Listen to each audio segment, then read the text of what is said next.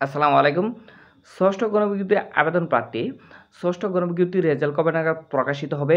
অনেক অধীর আগ্রহে আপনারা অপেক্ষা করতেছেন। আপনারা নিশ্চয়ই অবগত আছেন। একটি প্রতিনিধি দল কিন্তু আজকে এনটিএসসির অফিসে গিয়েছিল। একজন কর্মকর্তার সাথে কথা বলে যে বিষয়টি তারা জানতে পেরেছে যে, ষষ্ঠ গণবিজ্ঞপ্তির রেজাল্ট কিন্তু আপনার রানিং সপ্তাহে হচ্ছে না। কেন হচ্ছে না? সনদ সংশোধনের কারণে কিন্তু ষষ্ঠ গণবিজ্ঞপ্তির রেজাল্ট একটু বিলম্ব হচ্ছে।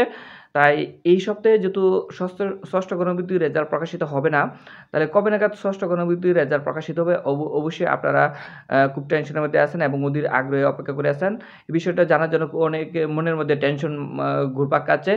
আমি যে বিষয়টি আপনাদেরকে বলব, আমার যতটুকু অভিজ্ঞতা এবং এনটিএসসির বর্তমান পরিস্থিতি বিবেচনায় আমি যে বিষয়টি বলব, যেহেতু রানিং সপ্তাহে এনটিএসসি ষষ্ঠ গণবিজ্ঞপ্তির রেজাল্ট প্রকাশ করবে না, আর সেটা আমি আগেও আপনাদেরকে যে বিষয়টি বলেছি, মানে এনটিএসসি কিন্তু সুপারিশগুলা করে থাকে, গণবিজ্ঞপ্তির রেজাল্টগুলো দিয়ে থাকে বৃহস্পতিবার এবং রবিবারে।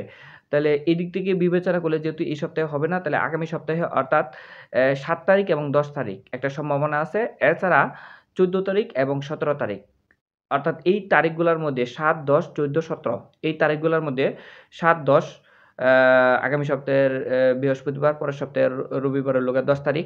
এভাবে আরকি ৭, ১০, ১৪, ১৭ এই ৪ টা তারিখের মধ্যে আ আমার যতটুকু অভিজ্ঞতা, আমার অভিজ্ঞতা থেকে বিষয়টা বললাম। এই তারিখগুলোর মধ্যে অবশ্যই এনটিআরসি ষষ্ঠ গণবিজ্ঞপ্তির রেজাল্ট প্রকাশ করে দিবে।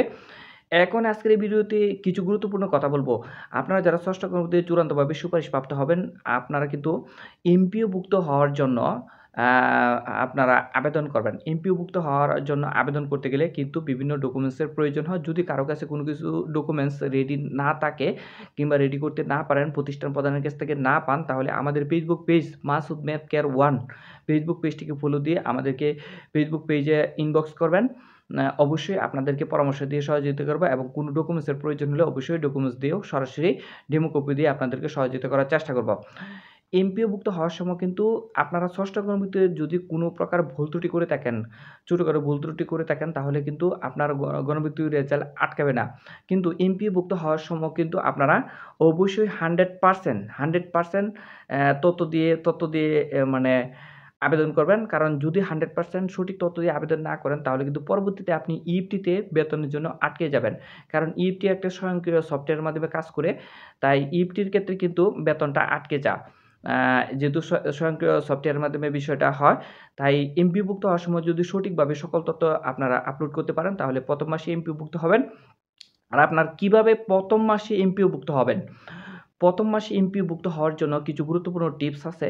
অবশ্যই আমাদের এই ভিডিওটি যে ইউটিউব চ্যানেলে এবং ফেসবুক পেজে আপলোড করা হবে, ইউটিউব থেকে দেখে থাকলে চ্যানেলটিকে সাবস্ক্রাইব করে রাখবেন এবং ফেসবুক পেজ থেকে দেখে থাকলে ফেসবুক পেজটিকে ফলো দিয়ে রাখবেন এবং আমাদের Facebook page Masud math care 1 Facebook পেজে ইনবক্স করবেন। অবশ্যই যদি যখন ষষ্ঠ গণবিজ্ঞপ্তিতে চূড়ান্তভাবে সুপারিশপ্রাপ্ত হবেন, যখন এমপিও আবেদন করবেন, আমাদের সাথে যোগাযোগ করবেন। অবশ্যই সঠিক পরামর্শ দিয়ে সহযোগিতা করার চেষ্টা করব এবং কিছু গুরুত্বপূর্ণ এবং গোপন টিপস আছে, যে টিপসের মাধ্যমে আপনি আবেদন করলে ১ম মাসে এমপিওভুক্ত হতে পারবেন। কারণ অনেক প্রার্থীরাই কিন্তু আপনার আবেদন করে থাকে। তাই সকলেরই কিন্তু ১ম মাসে এমপিওভুক্ত হয় না এবং আপনারা নিশ্চয়ই অবগত আছেন, স্কুল এবং কলেজের ক্ষেত্রেও কিন্তু প্রতি জুন মাসে এমপিওভুক্ত হওয়ার জন্য আবেদন করতে হয় এবং মাদ্রাসা কিন্তু প্রতি মাসে আবেদন করতে পারে এবং কারিগরিটা কিন্তু একটু ভিন্ন। আ আপনারা আরেকটা যে বিষয়টা বলব, এমপিওভুক্ত হওয়ার সময় যদি সঠিকভাবে আবেদন করতে পারেন এবং সঠিকভাবে এমপিওভুক্ত হতে পারেন, তাহলে ইএফটির ক্ষেত্রে কোনো সমস্যা হবে না। এখন যে সবচেয়ে গুরুত্বপূর্ণ যে বিষয়টি নিয়ে কথা বলব, যারা ষষ্ঠ কর্মচারীর সুপারিশপ্রাপ্ত হবেন, স্কুল এবং কলেজের ক্ষেত্রে কিন্তু আপনার বকেয়া বেতন ভাতা দেওয়া হয়। কিন্তু মাদ্রাসা শিক্ষকদেরকে কিন্তু বকেয়া বেতন ভাতা দেওয়া হয় না। মাদ্রাসা শিক্ষকদেরকে বকেয়া বেতন ভাতা যেহেতু দেওয়া হয় না, তাহলে এটা একটা বৈষম্য। যেহেতু স্কুল এবং কলেজের স্যারদেরকে বকেয়া বেতন ভাতা দেওয়া হয়, মাদ্রাসার স্যার ম্যাডামদেরকে বকেয়া বেতন ভাতা দেওয়া হয় না। এটা অবশ্যই একটা বৈষম্য। তাই আপনাদেরকে আমি যে বিষয়টা বলব, আপনারা কি করবেন?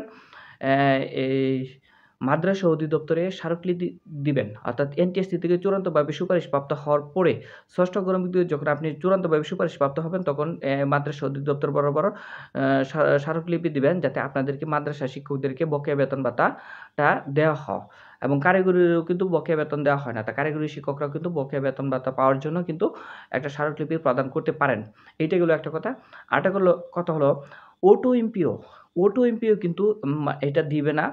তারপর আপনারা কী করবেন, একটা স্মারকলিপি প্রদান করবেন। ষষ্ঠ গ্রহবর্তী সকল প্রার্থীরা কিন্তু একটা স্মারকলিপি প্রদান করবেন, যাতে করে আপনাদের এমপিও প্রসেসিংটা খুব দ্রুততম সময় হয়ে যায়, যাতে কোনো কর্মকর্তা মানে কোনো টাকা পয়সার লেনদেন করতে মানে এরকম টাকা পয়সা না চাইতে পারে, কিংবা দ্রুততম সময়ে নিষ্পত্তি করে ফাইল আটকে না রাখে। এই জন্য যেহেতু অটো এমপিও দিবে না, তারপরেও যাতে শিক্ষা মন্ত্রণালয় থেকে একটা নোটিশ প্রকাশ করে প্রজ্ঞাপন দিয়ে দেয়, অর্থাৎ নোটিশ দিয়ে দেয় যে দ্রুততম সময়ে যাতে আপনাদের এমপিও প্রসেসিংটা নিষ্পত্তি হয়। কারণ এমপিওভুক্ত হওয়ার পরে কিন্তু আপনাদের ইএফটির মাধ্যমে বেতন পেতে গেলে আরও কিছুটা সময় লাগবে। তাই যারা দ্রুত বেতন ভাতা পেতে চান, আপনাদেরকে এই কাজগুলো করলে কিন্তু আপনাদের বেতন পেতে খুব একটা সহজ হবে আর কি। এখন যে বিষয়টি আপনাদেরকে বলবো, বিএডের বিষয়টা কিন্তু আপনার 23টি কলেজ থেকে আপনারা বিএড করতে পারবেন। তো 23টি কলেজ থেকে বিএড করতে গেলে আপনাকে বিএড, যদি যারা বিএড করেন নাই, তারা কিন্তু বিভিন্নভাবে ভোগান্তির শিকার হবেন। প্রতিষ্ঠান প্রধানরা কিন্তু আপনাদেরকে কিন্তু বিএড করার জন্য অনুমতি দিবে না। একটা প্রতিষ্ঠানে যদি 3 জন, 4 জন, 5 জন শিক্ষক সুপারিশপ্রাপ্ত হয়, তাহলে কিন্তু এই 3-4 জন শিক্ষককে কিন্তু প্রতিষ্ঠান প্রধান একসাথে বিএড করার জন্য দিবে না, এবং 1 বছরের এরকম ছুটি দেবে না। শিক্ষকতা পেশায় আসার পরে কিন্তু আপনার 1 বছরের ছুটি নিয়ে কিংবা ছুটি নিয়ে কিন্তু বিএড করতে হয়। তাইলে এই মানে হয়তোবা অনেক প্রতিষ্ঠানে কিন্তু অনেক দিন ধরে শিক্ষকের ঘাটতি রয়েছে। এইজন্য প্রতিষ্ঠান প্রধান বিভিন্ন দিক বিবেচনা করে কিন্তু আপনাদেরকে বিএড করার জন্য অনুমতি দিবে না। যেহেতু প্রতিষ্ঠান প্রধান বিএড করার জন্য অনুমতি দিবে না, তাই আপনারা যাতে নির্দিষ্ট সময়ে আপনারা বিএড করতে পারেন। আর যদি বিএড ব্যতীত বিএডটা বাতিল করতে পারেন আপনারা, ষষ্ঠ গণবিদ্যুতে যারা চূড়ান্তভাবে সুপারিশপ্রাপ্ত হবেন, তাহলে আপনাদের জন্য আরও বেটার হবে। আপনারা শিক্ষা মন্ত্রণালয় বরাবর, মাওসি বরাবর স্মারকলিপি প্রদান করবেন যাতে বিএডটা বাতিল করে। বিএডটা হয়তোবা বাতিল করবে না। যদি বিএডটা বাতিল করে হয়তোবা অন্য একটা বিষয় করতে পারে, যেমন ট্রেনিংয়ের ব্যবস্থা করতে পারে। যদি বিএড বাতিল নাও করে ট্রেনিংয়ের ব্যবস্থা করতে পারে। এইখানে বিএড যদি বাতিল নাও করে, বিএডের পরিবর্তে যদি ট্রেনিং নাও করে, এইখানে একটা বিষয় তো অবশ্যই করতে পারবো, যেমন সরকারি হাই স্কুলগুলোতে কিন্তু শুরুতেই আপনার যখন আপনি যোগদান করে, শুরুতেই 10ম গ্রেডে বেতন দেওয়া হয়। পরবর্তীতে এই সরকারি টিচাররা কিন্তু একটা নির্দিষ্ট সময়ের মধ্যে কিন্তু বিএড মানে করে আর কি।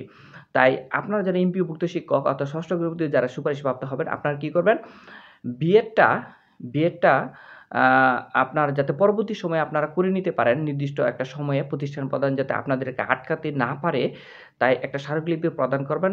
এবং বিএড ছাড়া শুরু থেকে যাতে আপনাদেরকে 10ম গ্রেড দেওয়া হয়, 10ম গ্রেডে বেতন দেওয়া হয়, এইটা কিন্তু আপনারা অবশ্যই একটা স্মারকলিপি প্রদান করতে হবে। এই কাজগুলা কিন্তু আপনাদেরই করতে হবে। যদি আপনাদের কাছে আপনারা না করেন, কে করবে বলেন? আপনারা আমি ৩য় গণবিদ্যুতের সুপারিশপ্রাপ্ত একজন শিক্ষক। আমি যখন সুপারিশপ্রাপ্ত হই তখন কিন্তু আমরা এনটিআরসি বলেন, মাওসি বলেন, শিক্ষা মন্ত্রণালয় কিন্তু আমরা কিন্তু প্রতিনিয়ত যোগাযোগ করেছি এবং আমরা কিন্তু স্মারকলিপি প্রদান করেছিলাম, এবং আমাদের যে ৩য় গণবিদ্যুৎ ছিল তখন থেকেই কিন্তু আপনার স্কুল এবং কলেজের ক্ষেত্রে কিন্তু বকেয়া বেতন ভাতা দেওয়া হয়। তাই আপনাদেরকে আমি যে বিষয়টি বললাম, অটো এমপিও বলেন, বিএড ছাড়া বলেন, আর মাদ্রাসার বকেয়া বেতন ভাতা বলেন, কারিগরি বকেয়া বেতন ভাতা বলেন, এগুলার জন্য আপনারা অবশ্যই স্মারকলিপি প্রদান করবেন। যেগুলা বৈষম্য আছে, এই বৈষম্যগুলো দূরীকরণ করার জন্য আপনারা অবশ্যই নিজ অধিদপ্তরে কী করবেন, স্মারকলিপি প্রদান করবেন। ষষ্ঠ গণবিদ্যুৎ চূড়ান্তভাবে সুপারিশপ্রাপ্ত হওয়ার পরে আপনারা এই কার্যক্রমগুলা হাতে নেবেন, অনেকেই একসাথে হয়ে। ভিডিওটি যদি ভালো লাগে অবশ্যই ইউটিউব চ্যানেল থেকে দেখে থাকলে চ্যানেলটিকে সাবস্ক্রাইব করবেন, এবং ফেসবুক পেজ থেকে দেখে থাকলে ফেসবুক পেজটিকে ফলো করবেন। শিক্ষা বিষয়ে যে কোনো আপডেট পেতে এবং ষষ্ঠ গণবিদ্যুৎ রেজাল্টের আপডেট পেতে অবশ্যই আমাদের ইউটিউব চ্যানেলটি সাবস্ক্রাইব করবেন এবং ফেসবুক পেজটিকে ফলোতে রাখবেন। আরেকটা বিষয়, ইএফটি সংক্রান্ত এবং আপনার এমপিও আবেদন সংক্রান্ত যে কোনো পরামর্শের জন্য মাসুদ মেথ কেয়ার 1 ফেসবুক পেজে আপনারা ইনবক্স করবেন। 100% অবশ্যই পরামর্শ দিয়ে সহযোগিতা করার চেষ্টা করব। আমার হোয়াটসঅ্যাপ নাম্বারটা আমি বলে দিয়েছি। যারা মানে অনেক সময় মেসেজের উত্তর দেওয়া অনেক সময় কঠিন হয়ে যায়, হোয়াটসঅ্যাপে সরাসরি কল দিবেন, এবং কলটা অবশ্যই সন্ধ্যার পর থেকে রাতের 12টার মধ্যে দিবেন। 10টা থেকে 12টার মধ্যে দিলে একটু ভালো। 01572 20 70 92, ঠিক আছে? 01572